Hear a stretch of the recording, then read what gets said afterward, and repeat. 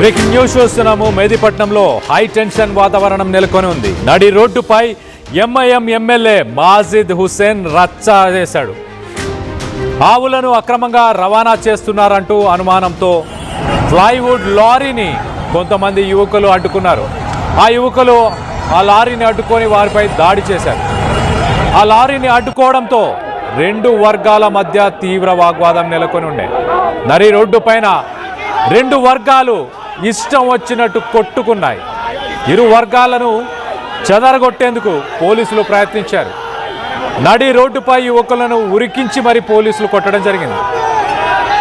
కొంతసేపటి తర్వాత ఆ అల్లరి మూకలు పోలీసుల పైన రాళ్ల వర్షాన్ని కురిపించాయి. రాళ్ల దాడిలో ముగ్గురు పోలీసులకు తీవ్ర గాయాలయ్యాయంటే అర్థం చేసుకోండి ఎంత విధ్వంసం సృష్టించారో. మెహదీపట్నంలో మాజిద్ హుసేన్ ఎమ్మెల్యే మాజిద్ హుసేన్ రావడంతో మరింత హై టెన్షన్ వాతావరణం నెలకొంది. లారీని ఎందుకు ఆపారంటూ పోలీసులతో ఎమ్మెల్యే వాగ్వాదానికి దిగాడు. లారీని అక్కడ నుంచి తరలించేందుకు లారీ క్యాబిన్లో స్వయంగా కూర్చొని మరి మాజిద్ హుసేన్ ఆ లారీని అక్కడి నుంచి తీసుకెళ్లడం జరిగింది.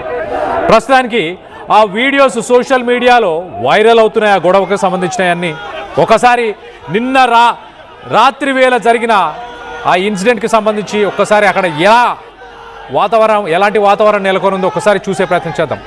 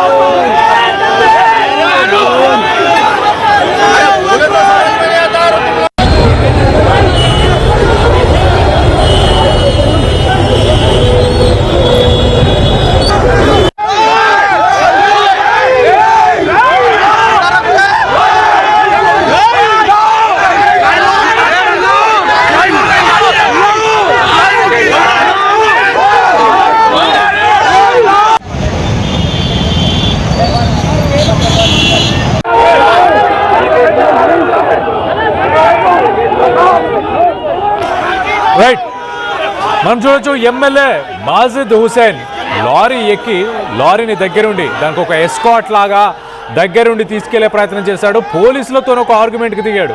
వాళ్ళ మీద అరిచే విజువల్స్ని మనం చూస్తున్నాం. మరోపక్క ఆ లారీని తీసుకొని వెళ్తున్న సమయంలో ఆ లారీలోనే కూర్చొని ఎమ్మెల్యే ఆ లారీలో వెళ్తున్న సమయంలో మనం ఒకసారి ఆ విజువల్ ఎగ్జాక్ట్లీ ఆ లెఫ్ట్ సైడ్ బాక్స్లో కనిపిస్తుంది చూడండి. ఆ లారీలో తను ఆ ముందు సీట్లో కూర్చొని కాళ్ళు బయట పెట్టి ఏదో సాధించేశాను, లేకపోతే పుష్ప సినిమాలో పుష్ప లాగా కూర్చొని ఆ బిల్డప్ ఇవ్వడం. దానిపైన ఎంతోమంది యువకులు కూర్చొని ఉన్నారు. ఒక్క సడన్ బ్రేక్ పడిన వాళ్ళందరూ కూడా కింద పడిపోతారు. మరి రైట్ సైడ్లో చూసుకుంటే ఆయన పక్కన కూడా ఎంతోమంది నిల్చొని ఉన్నారు. ఆ లారీలో ఒక్కరి కింద పడ్డ వాళ్ళ ప్రాణాలు పోయే అవకాశం ఉంటుంది. అంటే ఒక పబ్లిసిటీ స్టంట్గా చేసే ప్రయత్నం చేస్తున్నాడా? అక్కడ వాళ్ళందరినీ రెచ్చగొట్టి విధ్వంసానికి పాల్పడేలా చేస్తున్నాడా? ఆ విజువల్లో చూడండి ఎంత అగ్రెసివ్గా మాట్లాడుతున్నాడు, పోలీసులతో ఎంత దురుసుగా మాట్లాడుతున్నాడు. మరో పక్కన అతనితో పాటు ఆ రన్నింగ్ వెహికల్లో ఉన్న వ్యక్తులు, ఆ ఫోన్లో రికార్డ్ చేసే వ్యక్తులు ఒక్కరు కూడా హెల్మెట్ పెట్టుకోలేదు. నిన్న మెహదీపట్నం నడి రోడ్డు పైన ఒక బిగ్ జంక్షన్ అని చెప్పొచ్చు. హైదరాబాద్లో వన్ ఆఫ్ ద బిగ్ జంక్షన్స్లో మెహదీపట్నం ఒక బిగ్ జంక్షన్ అని చెప్పొచ్చు. అలాంటి జంక్షన్లో నిన్న ఈ ఘటన చోటు చేసుకుంది. ఈ ఘటనకు సంబంధించి చూడండి ఎంత జనం అక్కడ గుమిగూడారు.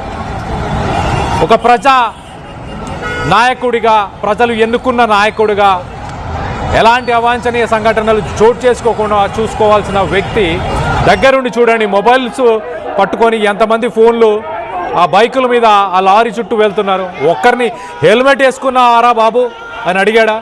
హెల్మెట్ వేసుకోండి అని అడిగారా? ఆయన వెళ్ళే లారీ పైన కూడా ఒక్కసారి చూడండి ఎంతమంది వ్యక్తులు దానిపైన నిల్చొని ఉన్నారు. ఒక్క బ్రేక్ వేసిన వాళ్ళందరూ కింద పడిపోయి చనిపోయే అవకాశం ఉంటుంది. ఇలా ప్రజల్ని రెచ్చగొట్టే ఇలాంటి వ్యక్తులను ఎలా చూడాలి? అసలు ఈ ఘటన ఎలా మొదలైంది? ఈ గొడవ అసలు ఎమ్మెల్యే అక్కడికి చేరుకోవడానికి గల కారణాలు ఏంటి అనేది డీటెయిల్గా తెలుసుకునే ప్రయత్నం చేద్దాం. ఇటు మా ప్రతినిధి మధు అందుబాటులో ఉన్నారు. ఒక్కసారి ఎమ్మెల్యే మాజిద్ హుస్సేన్ ఆయన ఏం మాట్లాడాడు ఒక్కసారి ఆయన మాటల్లో విందాం. దీని తర్వాత మా ప్రతినిధితో మాట్లాడి డీటెయిల్గా తెలుసుకునే ప్రయత్నం చేద్దాం. आप बताइए क्या है ये गाय है, बैल है, बछड़ा है, प्लाईवुड है? मैं डीसीपी चंद्रमोहन साहब को फोन कर रहा हूँ तो बोल रहे हैं हम इंक्वायरी कर रहे हैं. अरे आंखों से दिख रहा है, प्लाईवुड दिख रहा है, अब इसकी भी इंक्वायरी करोगे? गैर जिम्मेदारी का सबूत दिया गया. आज जो माहौल बनाया गया, कभी नहीं ऐसा माहौल बना था. हमेशा पुरसुकून तरीके से यहाँ पे माहौल रहता था. चंद अफराद की वजह से जो पुलिस की गैर जिम्मेदारी की तरफ से ये जो माहौल हुआ, इसके ऊपर कमिश्नर को होगा. ऐसी पॉलिसिंग करोगे? प्लाईवुड को गाय समझोगे, प्लाईवुड को बछड़ा समझोगे, कल बकरी का बच्चा लेके गया तो भी बछड़ा समझोगे. और ये गौ रक्षक 2 कौड़ी के फालतू साले हमारे को सता रहे. किस बुनियाद पे गौ रक्षक कर रहे? 2400 साल के पूरे साल भर गाय कटती है, बैल कटता है, जब कहाँ होते हो ये लोग? जहां होता है, जहां वहां नहीं होते. बकरीद आने आते मुसलमानों को एक मंसूबा तरीके से घेरने की कोशिश की जाती है. आज कितने बच्चों पे बंडमबाजी की गई, कितने बच्चों पे लाठी चार्ज किया गया.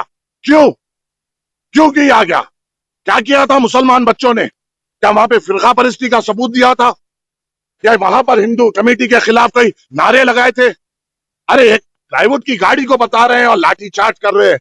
हम इमीडिएट मुतालबा करते हैं, ये जो भी पुलिस वाले इसमें जिम्मेदार है इमीडिएटली तौर पे सस्पेंड हो. और सीआई आसिफ नगर तो गैर जिम्मेदार सीआई है, हमेशा उसके निगरानी में गैर जिम्मेदारी काम हो रहा है और कम्युनल टेंशन उसकी निगरानी में बढ़ रहा है. उसको तो फौरी तौर पे यहाँ से बर्खास्त करना चाहिए. बताइए. ఎమ్మెల్యే మాజిద్ హుస్సేన్ మాట్లాడుతూ మత విధ్వంసానికి కారకులు పోలీసులే, సదరు సీఏ వల్లే ఇవంతా జరిగింది అంటూ ఆయన చెప్పుకొచ్చే ప్రయత్నం చేస్తున్నాడు. కానీ ఒక మాబ్ని, ఒక గుంపుని తీసుకొని అక్కడికి వెళ్ళిన వ్యక్తి ఎవరు? ఆ లారీలో కూర్చొని ఆ లారీని అక్కడి నుంచి తీసుకెళ్లే ప్రయత్నం చేసిన వ్యక్తి ఎవరు? ఆ లారీ పైన ఎంతమంది నిల్చొని ఉన్నారు? ఆ లారీకి పక్కన ఎంతమంది నిల్చున్నారు? ఎంత డేంజరస్ సిచ్యువేషన్లో ఉన్నారు? ఆ లారీ వెళ్ళే విజువల్ని రికార్డ్ చేసిన వాళ్ళందరూ ఫోన్స్ యూజ్ చేస్తున్నారు. వాళ్ళందరూ ఒక్కరు కూడా హెల్మెట్ ధరించలేదు. అసలు వాస్తవానికి ఏం జరిగింది? ఎందుకు ఎమ్మెల్యే అక్కడికి చేరుకున్నారు? పోలీసులు ఈ అల్లరి మూకలను చెదరగొట్టే ప్రయత్నం ఎందుకు చేశారు? 2 వర్గాలుగా ఉన్న వ్యక్తులు ఎవరు? వీళ్ళందరి గురించి డీటెయిల్గా తెలుసుకునే ప్రయత్నం చేద్దాం. ఇటు మా ప్రతినిధి మధు అందుబాటులో ఉన్నారు. మధుతో మాట్లాడి తెలుసుకునే ప్రయత్నం చేద్దాం. మధు, చెప్పండి, అసలు ఈ అల్లరి మూకలు ఎవరు? 2 గ్రూపులు అక్కడ ఉన్నాయంటూ చెప్పుకొస్తున్నారు. ఆ 2 గ్రూపులు ఎవరు? అండ్ ఎమ్మెల్యే ఎందుకు అక్కడికి వెళ్ళారు? ఎగ్జాక్ట్లీ గత కొంతకాలంగా కొంచెం కాంట్రవర్షియల్ ఇష్యూస్ లో మాజిద్ హుస్సేన్ ఎంటర్ అవుతా ఉన్నారు. మనం చూసాం గతంలో అనేక ఇష్యూస్ లో అగ్రెషన్ తో రోడ్డుపైకి వస్తారు, అటాక్ చేస్తారు ఆయన మనుషులంతా కూడా. గతంలో కాంగ్రెస్ పార్టీకి సంబంధించినటువంటి ఒక నాయకుడి పైన కూడా ఇదే అటాక్ చేశారు డైరెక్ట్ గా వాళ్ళ పైన. ఇప్పుడు మెహదీపట్నంలో జరిగినటువంటి ఇన్సిడెంట్ కాస్త ఉద్రిక్తతకు దారితీస్తా ఉంది. దానికి రీజన్ ఏంటంటే గోవులను అక్రమంగా తరలిస్తున్నారు అక్కడ నుంచి అనేటువంటిది. కొంతమంది గోరక్షకులు అక్కడికి వెళ్ళి అడ్డుకునే ప్రయత్నం చేశారు. ఈ విషయం తెలిసిన వెంటనే అక్కడికి చేరుకొని టీం అంతా కూడా వాళ్ళందరినీ భయభ్రాంతులకు గురి చేశారు, వారిపైన దాడి చేశారు. ఆ వాహనాన్ని అక్కడి నుంచి సేఫ్ గా తరలించే ప్రయత్నం చేశారు. దాంట్లో ప్లైవుడ్ తీసుకెళ్తున్న లారీ అని చెప్తుంటే దాన్ని అడ్డుకోవాల్సినటువంటి అవసరం ఏముంది అనేటువంటి క్వశ్చన్ మాజిద్ హుస్సేన్ చేస్తా ఉన్నారు. కాదు, అక్రమంగా గోవులను తరలిస్తున్నారనేటువంటి గోరక్షకులు చెప్తా ఉన్నారు. కానీ అక్కడ జరిగినటువంటి ఇన్సిడెంట్ చూస్తే అక్రమంగా గోవులను తరలిస్తుంటే వాటిని సేఫ్ గా అక్కడి నుంచి తరలించే ప్రయత్నంలో భాగంగా మాజిద్ హుస్సేన్ తన అనుచరులతో అక్కడికి చేరుకున్నారు అనేటువంటిది చాలా స్పష్టంగా వీడియోలో కనిపిస్తా ఉంది. వీడియోలో వందల సంఖ్యలో గుంపుగా ఒక మాబ్ గా అక్కడికి చేరుకున్నటువంటి పరిస్థితి. ఇది మొదటిసారి కాదు. మాజిద్ హుస్సేన్ కాస్త ఆయన చర్యలన్నీ కూడా కాంట్రవర్షియల్ గానే ఉంటున్నాయి. గతంలో కూడా ఇట్లాంటి అటాక్ చేశారు, ఇట్లాంటి అగ్రెషన్ చేశారు ప్రభుత్వ అధికారుల పైన. ఇప్పుడు హైడ్రా అక్రమ నిర్మాణాలు కోస్తున్న సందర్భంలో కూడా అక్కడికి వెళ్ళి హల్చల్ చేశారు. ప్రభుత్వ అధికారులను, పోలీస్ అధికారులను క్వశ్చన్ చేశారు. డైరెక్ట్ గా వారిపైన అటాక్ చేసే ప్రయత్నం చేశారు. వారిని అసభ్య పదజాలంతో దూషించినటువంటి పరిస్థితి. ఈ రోజు కూడా మాజిద్ హుస్సేన్ మాటల్లో చాలా వల్గర్ లాంగ్వేజ్, ఒక ప్రజాప్రతినిధిగా ఉండి చట్టాన్ని ఉల్లంఘిస్తూ ఆయన తీసుకున్నటువంటి చర్యలు చాలా స్పష్టంగా కనిపిస్తా ఉన్నాయి. పోలీసులు లాఠీ చార్జ్ చేసినా కూడా పోలీసులు కంట్రోల్ చేయనటువంటి పరిస్థితి క్రియేట్ అయిందంటే ఒక రకంగా